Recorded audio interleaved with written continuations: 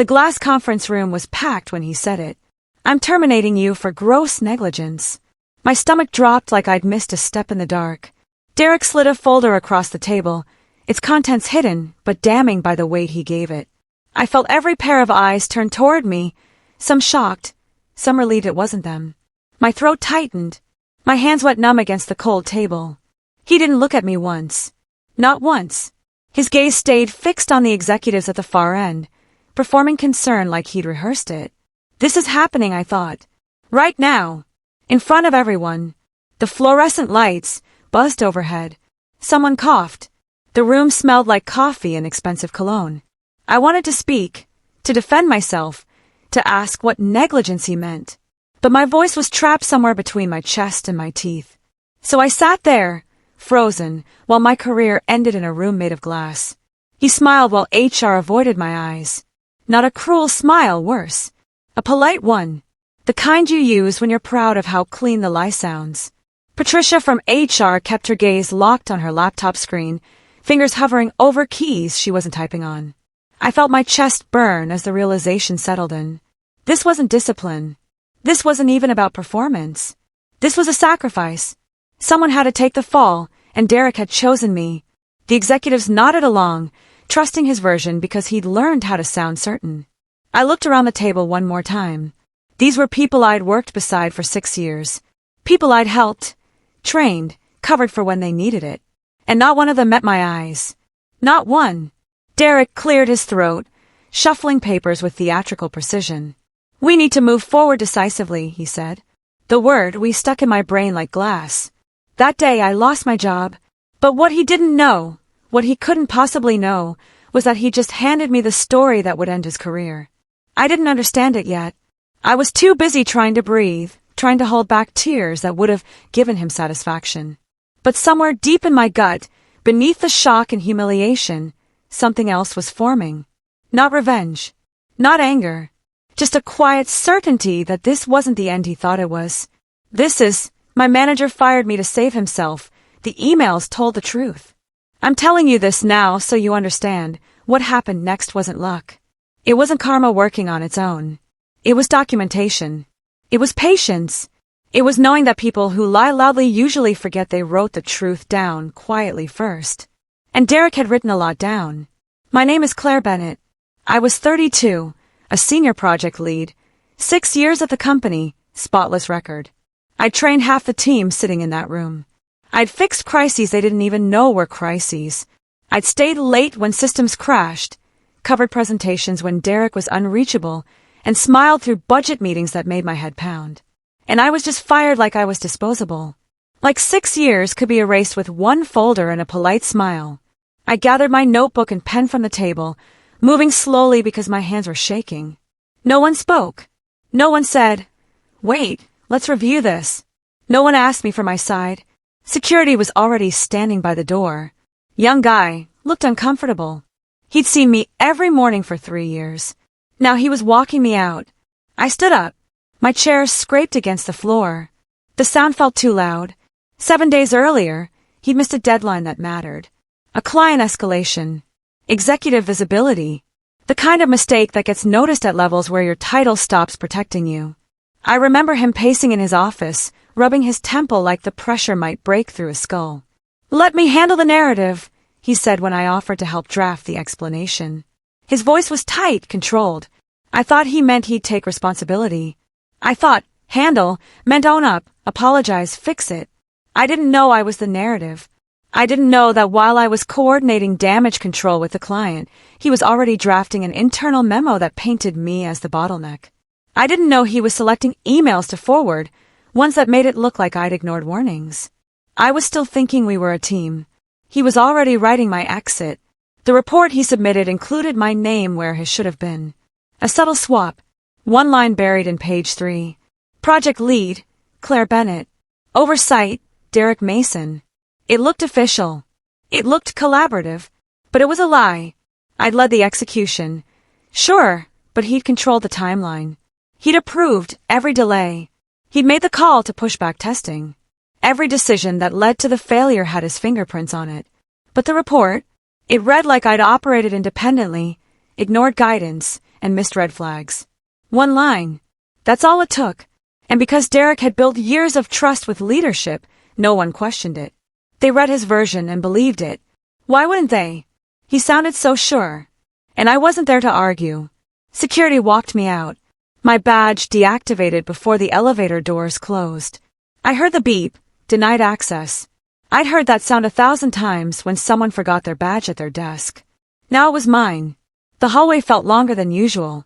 My heels clicked against the tile, echoing in a way that made me want to take them off and run.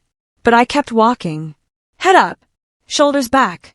I caught my reflection in the steel elevator doors, eyes red, jaw clenched, mascara starting to smudge at the corners. I looked like someone trying not to break. I told myself one thing, over and over like a mantra: don't react. Observe. Learn what this feels like. Remember who watched. Remember who stayed silent. Because if this was the end Derek wanted, I'd make sure I understood exactly how he built it. And why. That night, I opened my laptop out of habit. Muscle memory. I wasn't even thinking about work. I just needed something to do with my hands. My personal email loaded first, then a cached inbox notification appeared in the corner. One email I'd never seen. A thread I wasn't copied on. Sent 3 weeks earlier. From Derek. To legal. My stomach tightened. I shouldn't have access to this. The company system should have locked me out by now. But something had lagged. Some digital door had stayed open just long enough. I clicked it.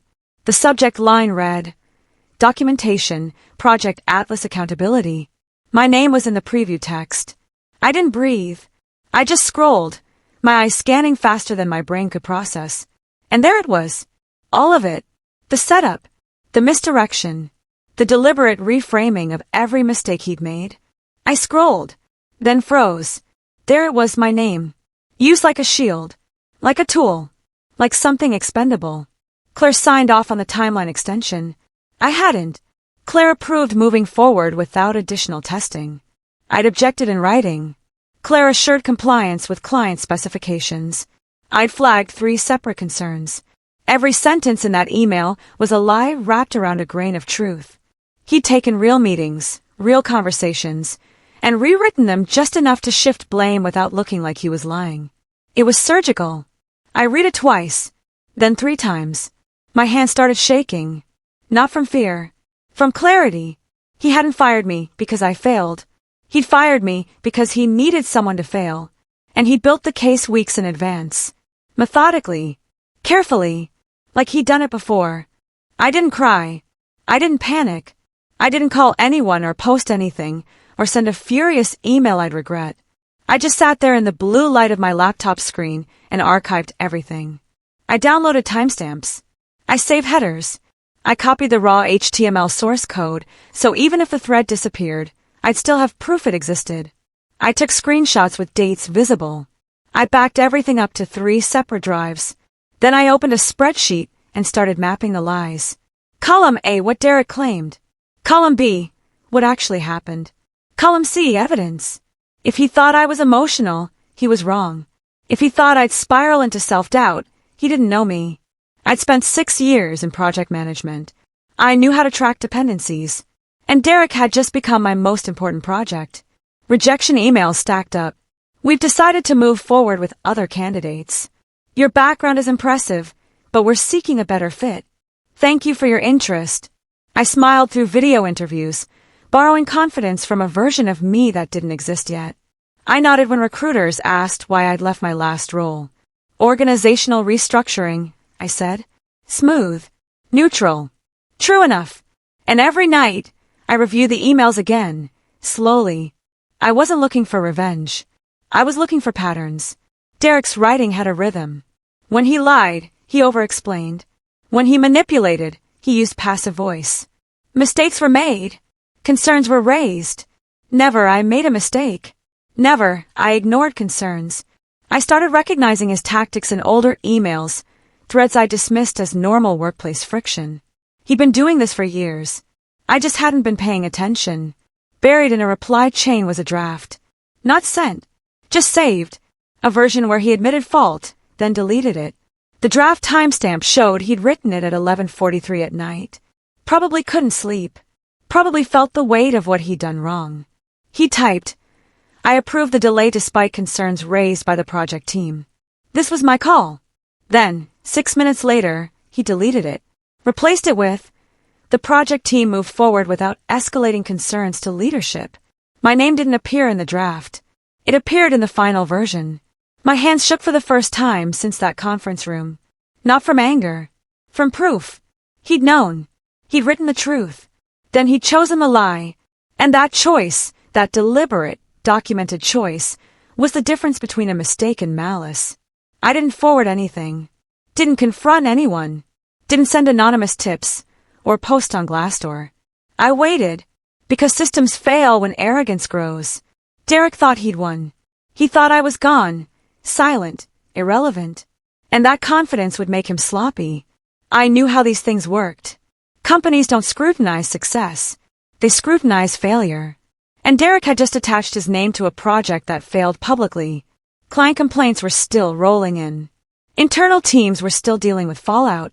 Sooner or later, someone with authority would ask questions. And when they did, they'd want documentation. They'd want emails. They want a timeline. I didn't need to create the audit. I just needed to be ready when it happened. So I waited, and I watched his LinkedIn profile like it was a weather forecast. 2 months later, I saw it on LinkedIn. He'd been promoted, Senior Director of Client Strategy. The announcement photo showed him shaking hands with the VP. The caption praised his decisive leadership during crisis. I stared at my phone screen, reading it 3 times to make sure I wasn't misunderstanding. They promoted him for handling the crisis he caused, for sacrificing me to protect himself, for lying so smoothly that leadership believed it was courage. I closed the app and smiled, not because I was happy, because I understood. He climbed higher, which meant he had further to fall. And the higher you climb on lies, the harder the landing. I opened my spreadsheet, added a new note. Promoted, November 12th. Visibility increased. Accountability risk increased. Then I went back to job hunting. Calm, patient, waiting. 3 weeks after that, the company announced a routine compliance audit. Routine. That word made my pulse slow. Audits love emails. They love documentation. They love finding gaps between what people said happened and what actually happened. I saw the announcement in a LinkedIn post from someone still at the company. Big audit kicking off. Leadership wants to tighten up processes after some client issues.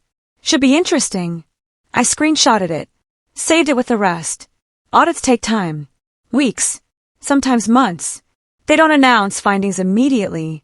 But they request files. They interview people. They pull email threads. And somewhere in that process, someone would see Derek's name attached to Project Atlas. And they'd start asking questions. I didn't need to do anything. I just needed to be available. So I updated my contact information. And I waited. I received a neutral message from HR. Not Patricia, someone new.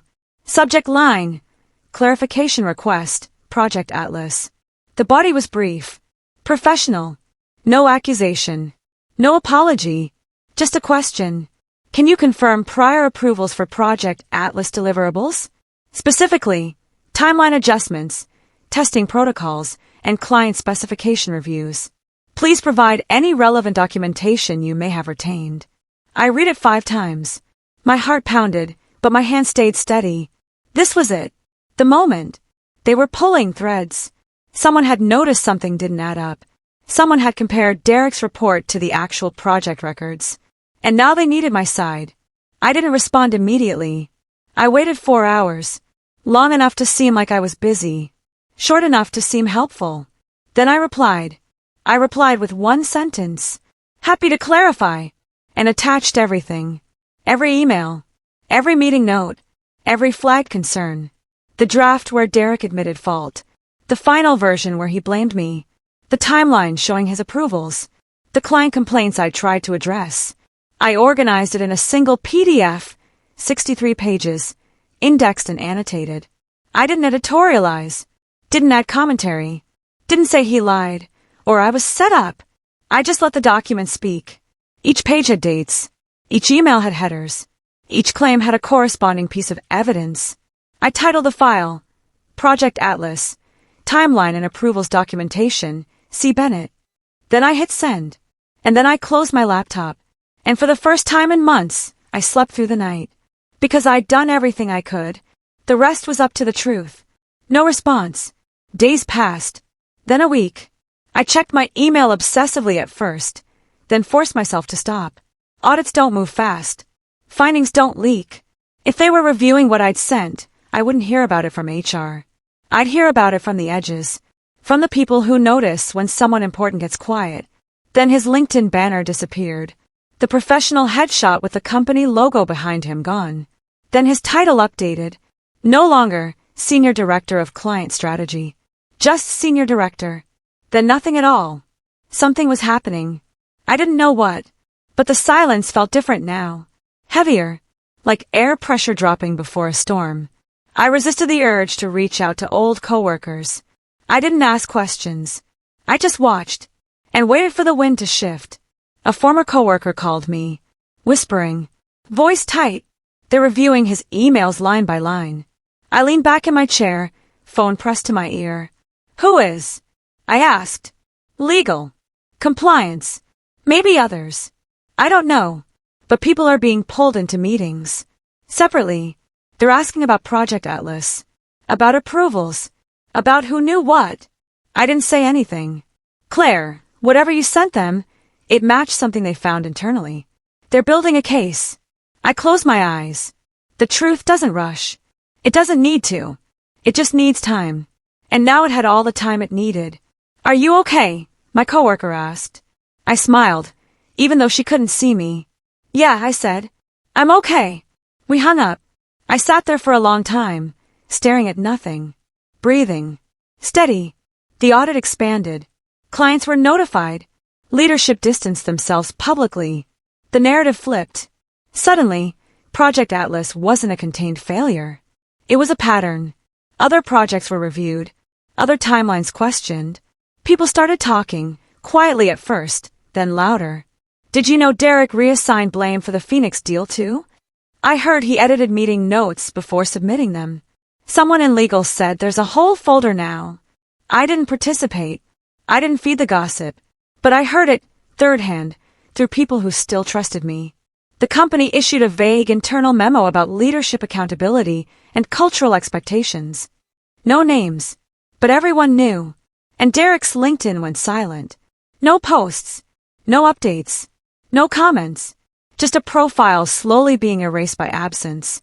He resigned to pursue other opportunities. No farewell post. No thank you message. No comments enabled. Just a one-line update that appeared on a Friday afternoon when people were already logging off. I saw it because I'd set an alert on his profile months ago. The notification buzzed on my phone while I was making dinner. I put down the knife I was holding and read it twice. Then I turned off my phone. I didn't feel triumphant. I didn't feel vindicated. I just felt tired, like I'd been holding my breath for months and finally let it out. He was gone. Not fired publicly. Not shamed. Just gone. Quietly. The way people disappear when the truth becomes inconvenient. And honestly, that was enough. I didn't need a spectacle. I just needed him to stop benefiting from what he'd done to me. A different company called. One I'd interviewed with months ago. The recruiter's voice was warm. Professional. We'd heard about the situation accurately, she said carefully. We wanted someone who documented, not deflected. Someone who valued truth over optics. I blinked. You heard about it? Industry small. People talk. And frankly, the way you handled everything impressed the right people. The offer came 2 days later. Senior Project Director. Full autonomy. A team that reported to me. And the salary? It doubled what I'd made before. I read the offer letter 3 times. Then I signed it. No hesitation. No second guessing. I'd earned this. Not by playing games. Not by being loud. By being right. And by having proof. My new desk faced a window. Sunlight poured in like a second chance. The office smelled like fresh paint and new furniture. Everything felt clean. Uncluttered. I signed the contract with steady hands, my manager watching with a smile that felt genuine. We're lucky to have you, she said. I believed her. Not because I needed validation, but because I'd learned what it felt like when someone meant it. I set up my desk slowly. Photos, a plant, a notebook. I didn't bring anything from the old job. No mugs, no awards, no reminders. This was new, and I wanted it to feel that way. When I logged into my email for the first time, I saw a welcome message from the team. 12 people introducing themselves. Excited, respectful, ready to work. I smiled and got started. I never reached out, never corrected him, never needed to. His emails said everything for me. I didn't gloat, didn't post about it, didn't send a petty message or leave a review. I just moved forward, built something better, worked with people who valued honesty, and when former coworkers asked what happened, I kept it simple. Things worked out, I'd say. And they had, not because the universe owed me anything, but because I documented the truth and trusted it to matter. Derek disappeared from LinkedIn eventually. Profile gone. No trace. I don't know where he ended up. And honestly, I don't care. He's not part of my story anymore. He's just a reminder that systems protect people who sound confident, until the paper trail says otherwise. Here's what I learned. People who throw others under the bus forget one thing. Paper remembers. Emails don't forget. Timestamps don't lie. And when you know your worth, you don't scream to prove it. You don't spiral. You don't rage. You document. You wait. You let the truth do the talking. And you walk into something better. Because the people who need to destroy others to survive, they're building on sand. And eventually, the tide comes in. I didn't win because I was louder. I won because I was right. And I had proof. If you're in a glass room right now, watching someone lie about you with a polite smile, document everything. Stay calm. Stay sharp. And wait. The truth is patient. And it's always listening.